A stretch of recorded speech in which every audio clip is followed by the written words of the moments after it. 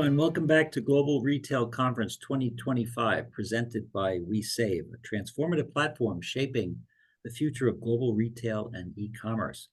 As one of the largest and most influential initiatives in the industry, Global Retail brings together visionary leaders to address the forces transforming retail, transformative innovation, technological advances, sustainability, and evolving consumer expectations. Over the next couple of days and throughout this week, we've been exploring groundbreaking ideas, actionable strategies, and leadership insights that redefine commerce. This is more than a conference. It's a call to action, to lead with purpose, collaborate effectively, drive meaningful impact, create community. So welcome again to our WeSave Global Retail Conference. So joining us now, we welcome back Chiru to the One Business World platform. He's spoken with us before. He's joining us today from Texas, so good morning. He is the Chief AI Officer at Arhasi. And his topic today is transforming e-commerce with AI, unified CRM, PIM, and Service Desk. So good morning, Chiru. Good to see you again. Likewise, Glenn. Good morning. Let me hand it off over to you, and we look forward to your presentation and your remarks, and I'll join you on the other side, okay? Sounds good.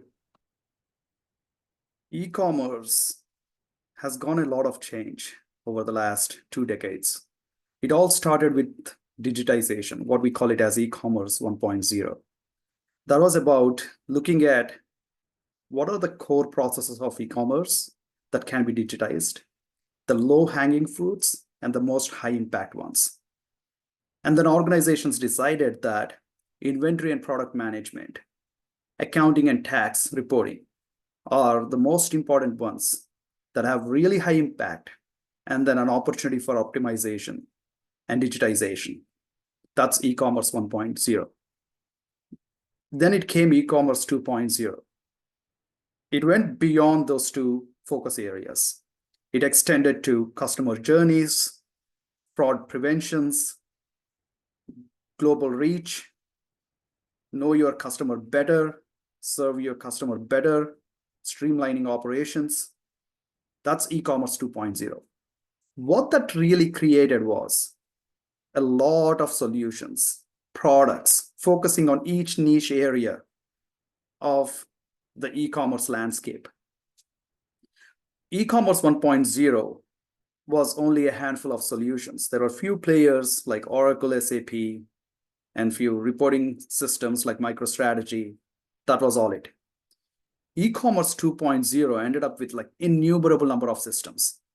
If we really scan the landscape of e-commerce 2.0, which is what it stands today, there are like plenty of applications.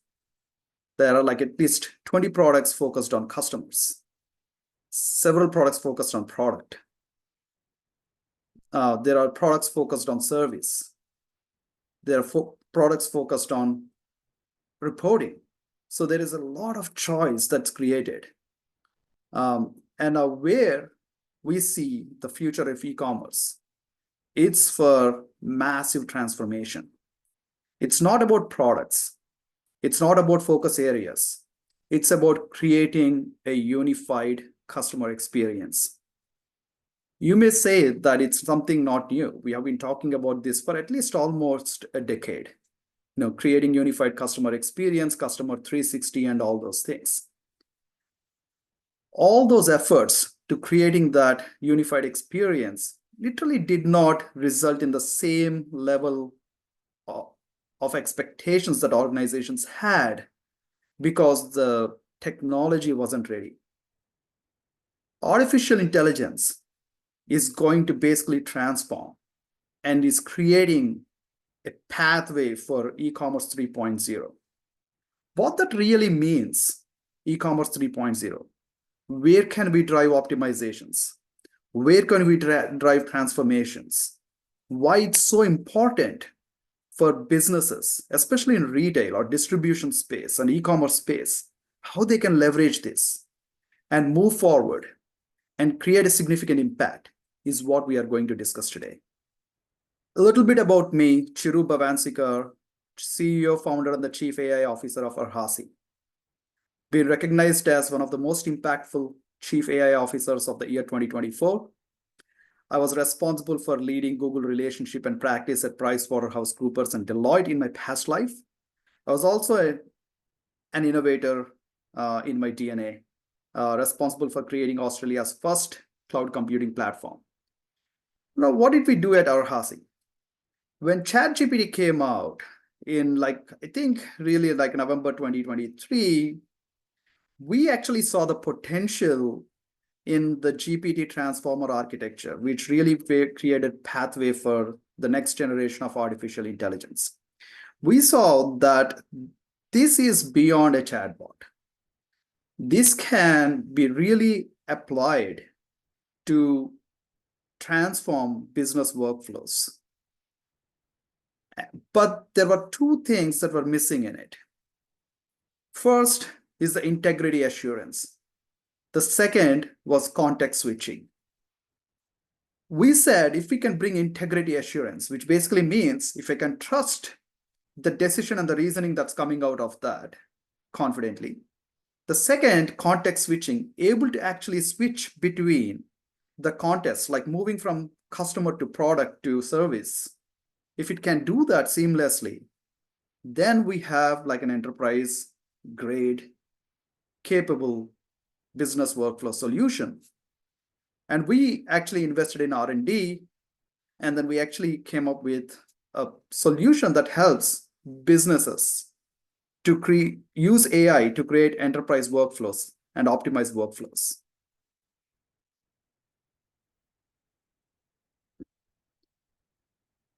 I want to start with the statement of like the Microsoft CEO Satya Nadella.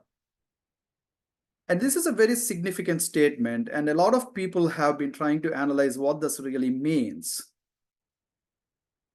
He basically said the notion that business applications exist could collapse in the agentic AI era. What I want to do is to break this down, what this really means.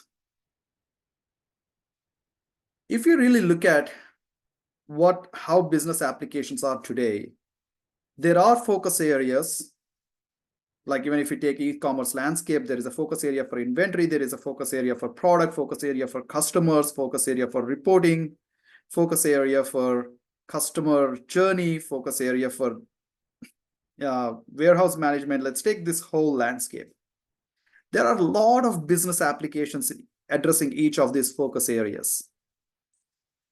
The challenge is the business logic or the rules that drive these business processes are landlocked in each one of these things independently. What is being implied here is how about we collapse that business logic and consolidate the business logic with artificial intelligence. Now you can create a more flexible, reasoning-based, integrated approach for managing business workflows. Now these business applications will become more like data providers and doesn't necessarily have all the landlocked logic because you're unlocking that from these business applications and consolidating that logic. There are massive benefits doing it that way, and which is what we are going to discuss today. So the year of 2025 is the year of what is called as an AI agents. So what this is all about is how do we really consolidate business logic that is logged into various systems into a unified tier so that we can create that one unified experience that we always wanted.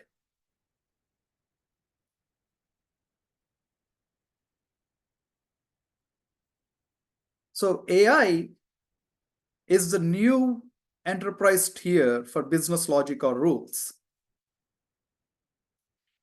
What does this really mean? I want to go a little deeper into this. If you look at traditional enterprise applications, it started with what is called as a 3-tier model. There is a web application, there is a business logic, which is called as middleware, and there is a data tier, which is basically what driven by databases. As the applications became more and more complex, it it went beyond that. It's basically called as an N-tier application. N-tier is now you have people just don't do commerce through web. People do commerce through phone. People do commerce through mobile applications. So there are multiple ways people now actually communicate with the business that is serving the clients. That creates now separation of the tiers, now N tier, which is also now there is a, which the tier that interacts with the clients is called as a presentation tier. And then you have a web portal tier or a web application tier that handles some level of a workflow. And then you have middleware, which is where the business logic sits, and then the data tiers.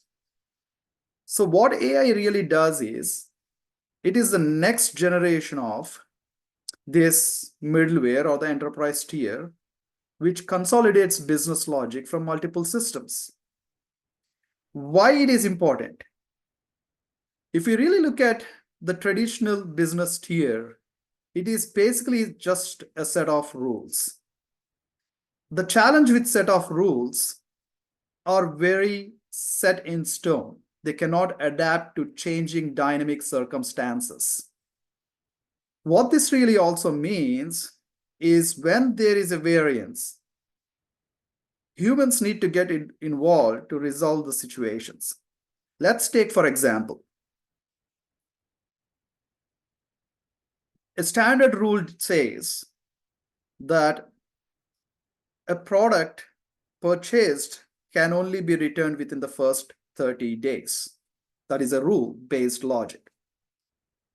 What AI can really do is to basically change this in such a way and dynamically adapt to a changing situation where if a customer returns a purchased product on the 31st day, it would still be able to basically serve and help the customer by dynamically adapting to the situation, because it knows that the delay wasn't actually from the customer's side to bring it back to the store, but the delay was actually due to the shipping delays.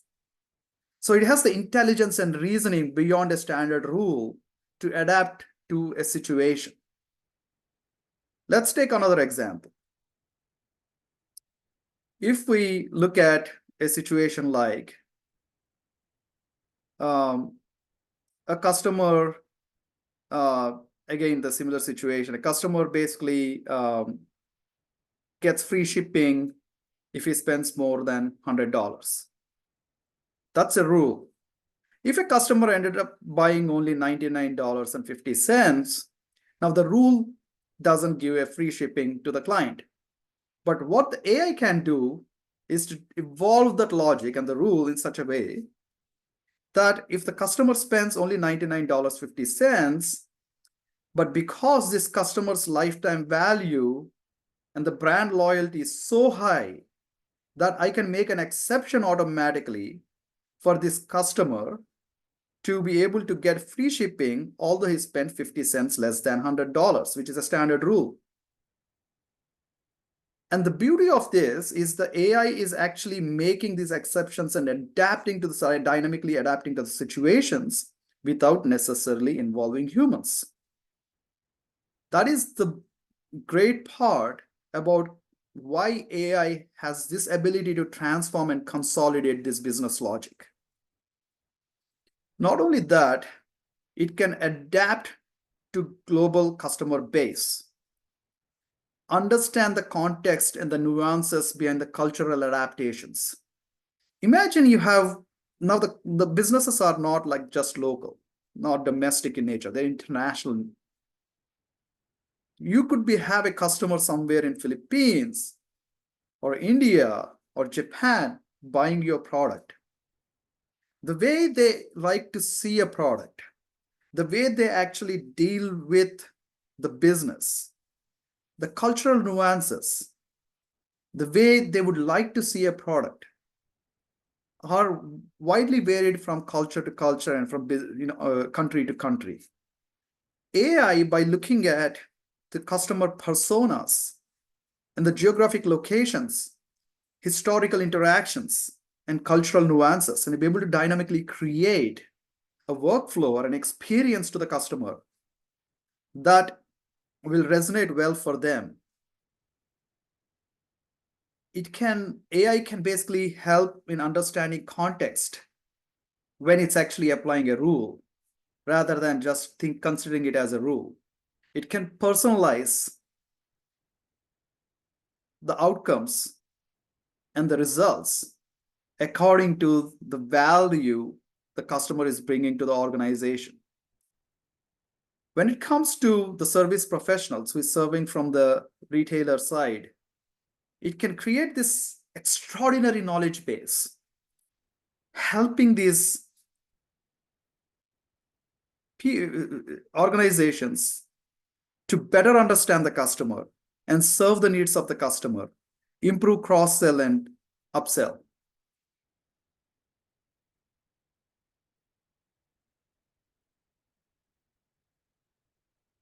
The role of business rules in e-commerce cannot be underestimated. They are literally a part of the DNA of e-commerce. You see rules when people are dealing with the clients. You see rules embedded into the processes. You see rules that are applied to how products are being catered.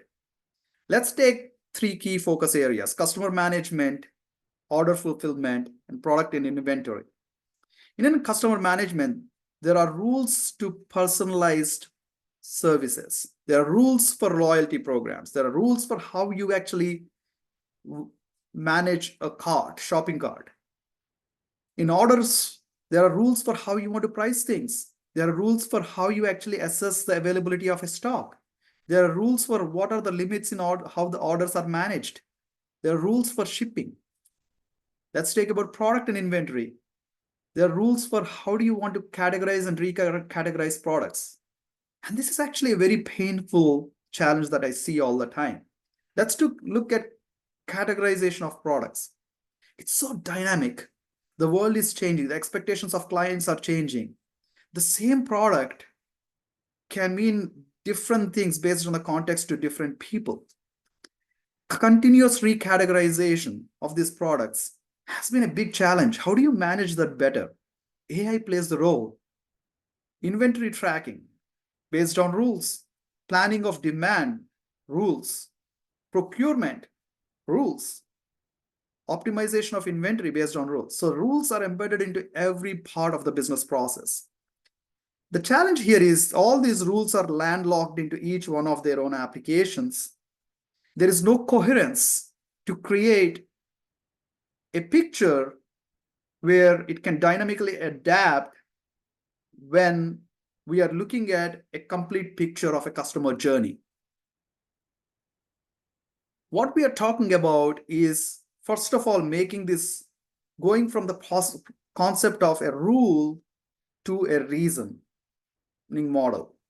The second is consolidating rules into a single manageable workflows using artificial intelligence that is much more advanced than just a traditional rule-based system.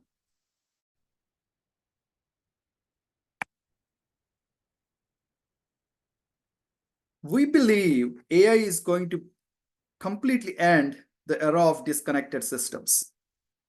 Let's look at a usual e-commerce landscape. There is at least a CRM. There is a ITSM kind of a system. There is a product information management system. There is ERP. There are a lot of systems to manage all these workflows. And these are all disconnected systems. In order to connect them, what we really do is where we call it as app integrations or data integrations. And what we bring this into picture, we create this massive, complex integration workflows. The problem is these integration workflows are actually not dynamic in nature. Anytime a small shift from a customer experience literally causes the entire end-to-end integrations to adapt to the change. And this is such a cumbersome process. It's actually a multi-year engagement to get it right. because those are not easily changeable or adaptable to the dynamic situations. Because, first of all, these rules are dispersed, and the rules are fixed in a way that they cannot be actually adapt to situations. This creates significant overlapping functions, inefficiencies, gaps in the visibility of the customer journey. And these systems, they also don't have like contextual understanding, and they are alarmingly slow to update because of the reasons that we just discussed. With AI having been a consolidated workflow business logic layer, you will be able to basically act faster. If we have to change customer experience, if we have to change a little thing, there is one place to make that change, which can impact like literally the entire set of processes. Not only that, now this change is more dynamic in nature. It can take more data points into consideration when it's basically enforcing a rule or a reason.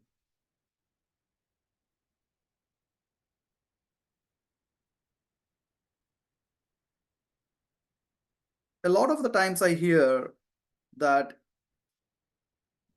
before you embark on AI, you need to have your data right. We don't disagree with that. Now, saying that, it has been a utopian concept for almost a decade or 2 decades to get to the best data quality.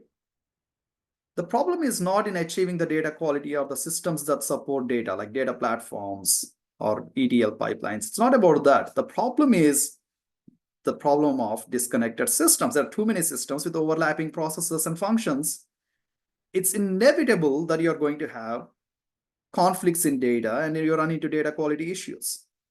So what we are not really trying to solve, we haven't been trying to solve, is the core of the problem.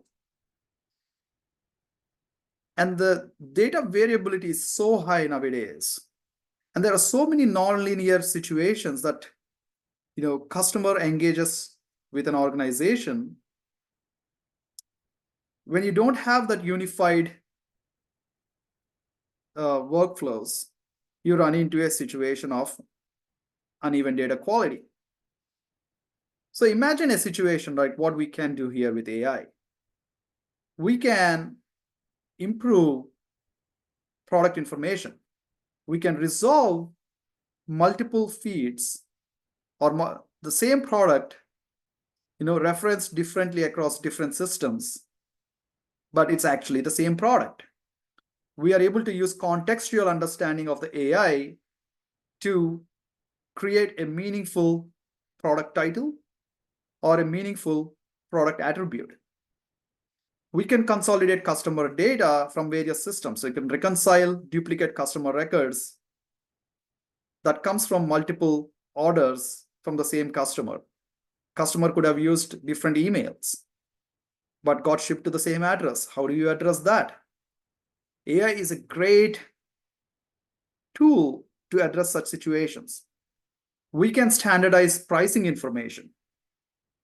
So we can synchronize the prices shown on the website with the prices in the promotional materials or campaigns. If we reflect a discount that is on a campaign, we'll be able to reflect the discount universally across all the systems in no time. We can update inventory accurately. We can make sure the stock status that is shown anywhere across the entire multi-channel is unique, uniform, and reflected automatically and in real time. We can ensure that we can capture order information precisely and accurately. I see a lot of organizations still receive orders in emails. Sometimes you receive orders in forms. Sometimes you receive orders online. It's the same customer. How do we uniform that? How do we make sure these three belong to the same customer? How do we make sure that there is consistency in how we understand that data without extensive human effort? We can do these things with AI. It just opens and unlocks innumerable opportunities to optimize with minimal effort. AI can improve all aspects of e-commerce, all the way starting from putting sales intelligence at your fingertips. What is the lifetime value of the customer? What is the actual forecast as of today? If I am like a just front-end business person serving a client, I can just type in and talk to AI and say that, hey, what does this lifetime value of this customer? Do you think I should be giving this extra discount to this customer? And then AI can basically tell immediately and guide that front-end salesperson to decide whether that it is a right thing to offer that extra discount to keep that customer, whether it's even worth it or not. So you're taking the decision making and you're standardizing that and allowing every salesperson to perform uniformly and optimally. We can create like accurate supplier lead times with artificial intelligence. We can optimize stock levels. We can create efficient delivery routes. We can improve product recommendations. We can do dynamic pricing, account and opportunity reprioritization. I may be a retailer and each of my salesperson is actually dealing with probably hundreds or not thousands of customers. Where should I put my focus? Who do I prioritize? Which opportunities I need to serve more effectively? What kind of actions that I can take for this account X so that this account X can become a much more valued client? And these things can be optimized and standardized using AI, and the decision making put in the hands of AI in such a way that the responsibility is owned by AI. We can track this efficiently. We can monitor this efficiently. We ensure that it is being consistent with the frameworks that Arhasi brings to the table. So there are 3 easy ways to infuse AI into your enterprise. Identify areas where you're lacking insights or your processes are too consuming. Bring those processes into AI. Then look at like major workflows that can be transformed with AI. Bring those into AI. And then finally look at, do I really need this system like a CRM or something like that? Can I actually consolidate that and then like consolidate that? It's a very 3 easy step process. Gradually you can bring in AI and then make an impact. That's pretty much to sum it up. Here is an opportunity to really change the future of e-commerce, which we call eCommerce 3.0. And we look forward to basically working with you. Thank you. All right, thank you, Chiru. Great talk as always. Very, very informative. Given your background, certainly, in professional services and now here as founder of Arhasi, and you look at 1.0 and 2.0 and then moving into 3.0, how do you find the pace as we change digits and we go from 1 to 2 to 3? I mean, must be really quick. Must be really quick. Great question. What's been your experience? Yeah, so the shift from getting to 1.0 was a stretch. Like it took almost like a decade. Yeah. Okay. Switch from 1.0 to 2.0 was like, probably like 5 to 10 years, something like that. But I think the shift from 2.0 to 3 will be much faster. Maybe like we're talking about like 3 to 5 years. And the reason for that is the problems that we are talking about here, they're evident.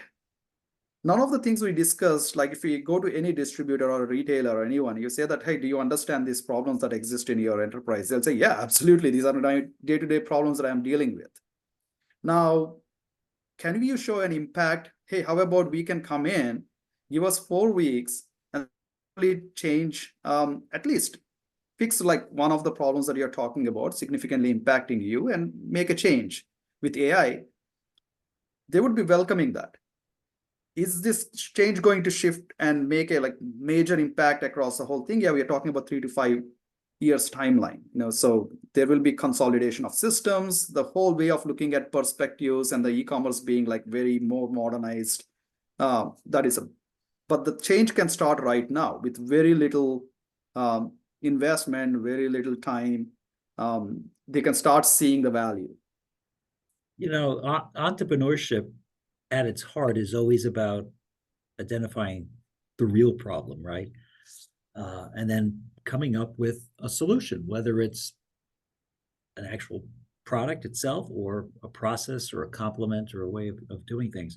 There's no shortage of problems, right? As you look at the retail landscape and commerce in general, and the beauty of AI here with these generational changes is that you're coming armed with a solution already, and it's a matter of fitting it into kind of their own particular instance and how that can improve any one of the areas that you talked about, whether it's the people part, the process part, or the product piece, right? The 3 Ps.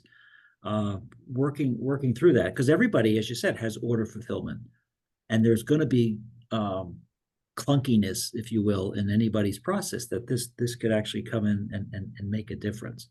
So it's you really arrive at the scene armed with solutions, which has got to be very empowering, I would think, to the businesses that you wind up working with. Absolutely. I mean, I'm and I mentioned earlier, I'm an innovator, I have an innovator DNA. Like, I've been doing that creation of products and solutions. But saying that, the way I look at it is technology is only as good as it can solve business problems. If it cannot do that, it can be a fancy technology. It doesn't mean anything to people. And sometimes I wonder, right, when you look a lot on social media, a lot of noise about AI. This model got created, it does X number of tokens, and that killed this and this killed that. The way I look at it is beautiful. These are all like something we can leverage, right? But what does it mean to an end customer? What does it mean to the business? Is it a real solution, or is it just some extra noise? Exactly. I mean, it's brilliant. Some of the things that I hear, like, there is something that I heard last week that, yeah, there is something you can type and then it will go ahead and like actually find tickets online and then book it for you. Beautiful, right? I mean, it's great. Can I take that and then create some like business solutions that can improve business experience? Absolutely, yes. I think that's where we need to start thinking about. And not leave it there as like some nice, cool, research exercise or like that people want to play with. If it was ticket booking, we could have used that in the early days of Hamilton when nobody could get any of Lin-Manuel's tickets because it was selling out instantaneously, right? We could have used that back then. On some of you talk about the five outcomes.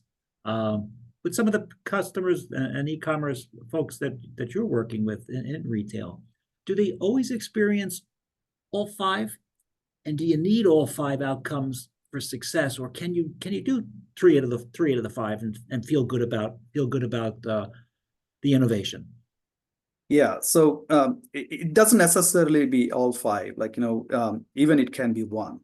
Okay. And each one of those things is actually a pressing problem.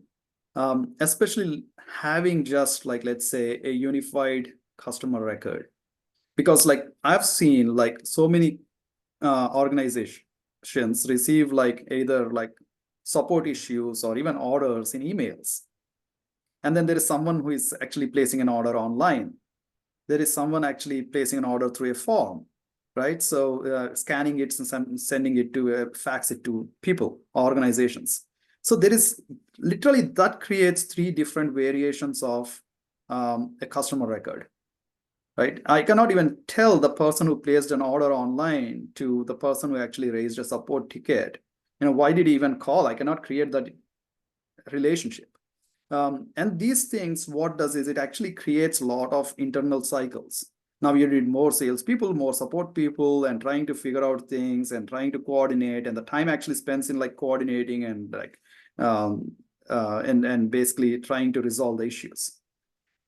If we can reduce the time to get to that insight faster, you can like literally optimize the process. Makes sense to me. So much happening, so much out there. And as we continue, the other part you mentioned, I thought was interesting too. Cultural adaptations. I thought that was fascinating. Because you think of business, right? Global business and the different barriers that may be there, and how do you understand the market? Here we are innovating and kind of on the fly.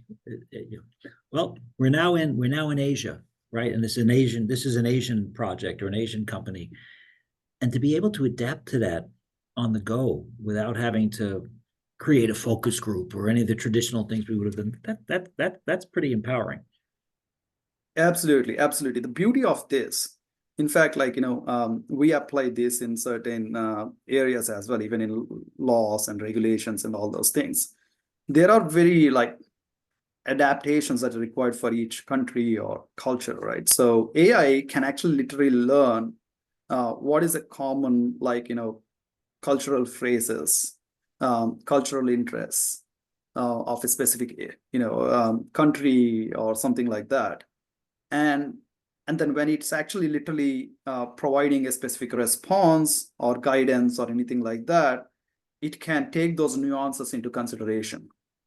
And the way we learned ourselves when we did our first investor relationships engagement, the way you communicate to an investor, especially if AI is communicating, emulating an enterprise, communicating about their how they are performing as a company, there are very nuances there in terms of the legal language, the style of communication, right? All those things, and we had to take all those into account into AI in how it would really actually present a message, right? So it's very much doable. Like if you extrapolate that and if you apply that to, let's say, e-commerce, the language, the legalities, the common phrases, the cultural nuances, everything can be trained in such a way that it can take into consideration, it presents a message to the local audience. Yeah, I worked at the New York Stock Exchange for many years, and I remember as we were doing some regulatory work, and those cultural road signs, if you will, would always be something we would have to consider, because we would talk to people, and there would be no local equivalent to perhaps the rule or the way the rule was worded. And we had to kind of work through that. And if you're able to solve for that right out of the gate, that immediately accelerates the meeting, and you're already moving to solutions as opposed to, well, let me teach you or educate you about this in a way that you're going to understand it, because you get right to the head of the line there as you go, which is really just fascinating. Well, Chiru, thank you for joining us again. Fantastic presentation as always. You're such an expert, such an innovator. Thanks for all your leadership here in this area. Exciting times for us, for sure. Thanks for sharing all your insights here with our WeSave Global Retail audience. And please stay in touch, and we look forward to seeing you next time, okay? Thank you, Glenn. All right. Well done. Take care. Thank you. Bye. Bye.